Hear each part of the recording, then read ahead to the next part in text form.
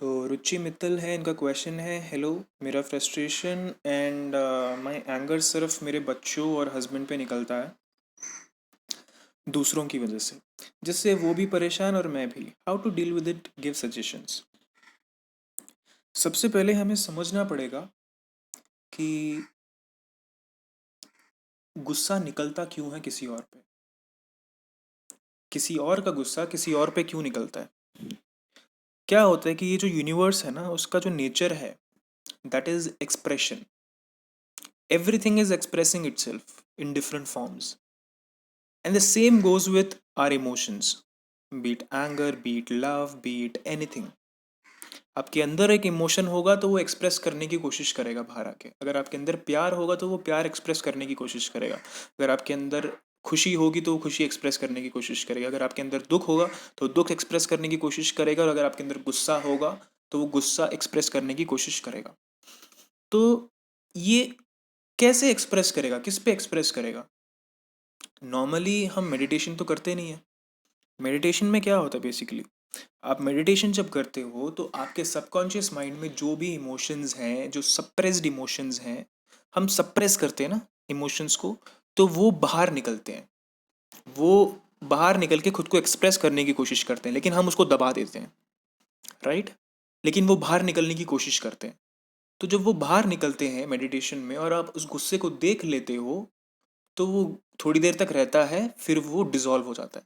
मतलब उसने एक्सप्रेस कर लिया है खुद को, फिर आप हल्का महसूस करते हो। This is what happens in meditation. But जो मेडिटेशन नहीं करते, वो क्या करते हैं, जो माइंड है उस इमोशन को एक्सप्रेस करने की कोशिश करता है, और वो ढूंढता है टारगेट, कि इजी टारगेट्स वो ढूंढता है। तो आपके जो बच्चे हैं या आपके जो हस्बैंड है, वो एक इजी टारगेट बन गए वहां पर। या तो जब आप उन पे गुस्सा करते हो तो वहां से कोई रिएक्शन नहीं आता, या वहां से जो रिएक्शन आता है, आपको उस रिएक्शन की आदत हो गई है, उस वजह से गुस्सा वहां निकल रहा है। आप इस गुस्से को, अगर मान लो कि आप जॉब करते हो, तो आप अपने बॉस पे क्यों नहीं कर पाते। अगर कोई इंसान है, अगर वो उसको गुस्सा आता है, तो वो अपने बॉस पे क्यों उस गुस्से को नहीं निकाल पाता। वो अपने किसी ऐसे रिलेटिव जो बहुत बड़े हैं उनके परिवार में, उन पे क्यों नहीं निकाल पाता। हाँ, क्यों नहीं निकाल पाता, बिकॉज वो इजी टारगेट नहीं है।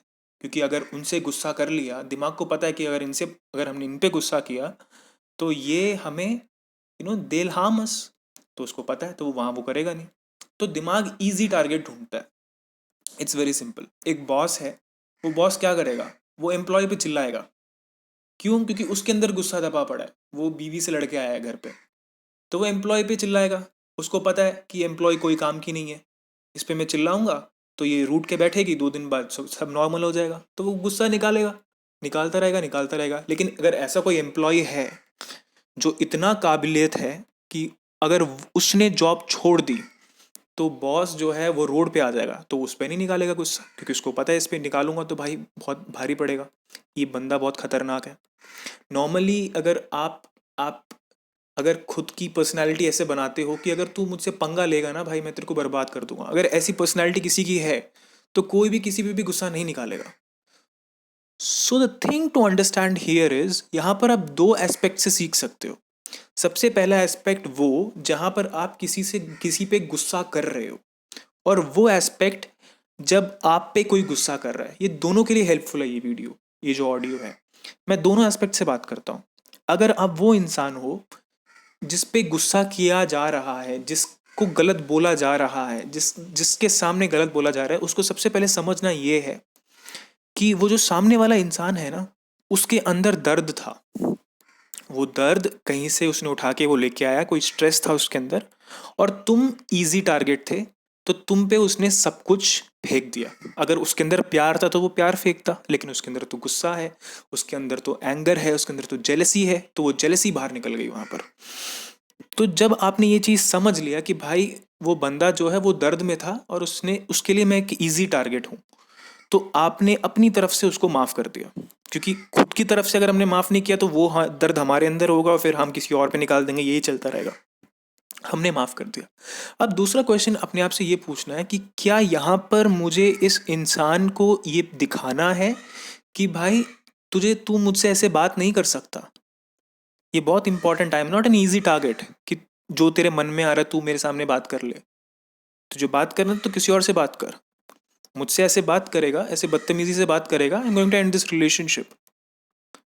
मतलब आप अपनी पर्सनैलिटी को आपने ऐसे बना ली कि पहले ही गलती में आपने जोर का थप्पड़ मार दिया मुंह पे, मतलब फिजिकली नहीं, बातों से।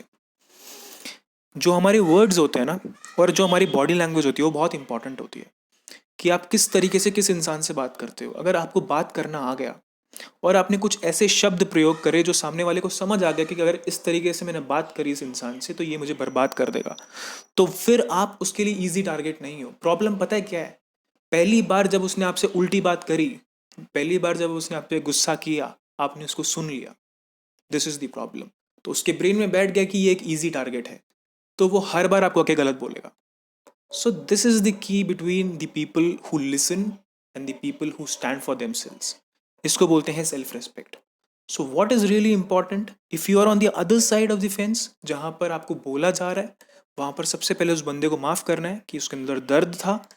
सेकेंड थिंग, उसके अंदर दर्द था, आई अंडरस्टैंड, बट वो मुझ पे ऐसे नहीं बोल सकता, because I am a human being, I have my own nature, I have my feelings, I have my emotions, I have my self respect. So वहां पर you need to take your stand, वहां पर you need to be very very strong. वहां पर कुछ words बहुत strong बोलने पड़ेंगे, वहां पर you have to hurt the other person really bad. क्योंकि अगर आप ये सब नहीं करोगे, दुनिया आपको हर्ट करेगी बहुत ज़्यादा। दुनिया ऐसी ही है, हम किसी को हर्ट नहीं कर रहे, लेकिन अगर हमें कोई हर्ट करेगा तो हम सुनेंगे नहीं।